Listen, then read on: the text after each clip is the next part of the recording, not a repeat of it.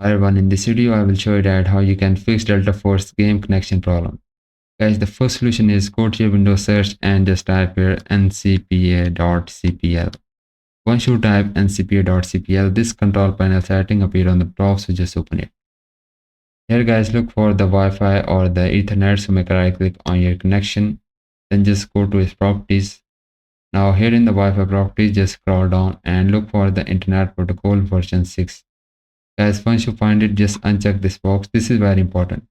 After that, just highlight Internet Protocol version 4, then just go to its properties, and in the use following DNS addresses, and in the preferred DNS just type a.a.a.8, and in the alternate just type a.a.4.4. Guys, this is the best Google DNS server. Then just click on this option of OK. Now restart your PC. Now launch the game, then check problem is fixed or not. If not, then just check server status. Just open up your browser, just search for the Delta Force server status and just see if the server status is down or not. Now, if it is down, then just wait for it to come back to the normal. Then check problem is fixed or not. And if this video helped you out, so make sure to like it, and bye bye and take care.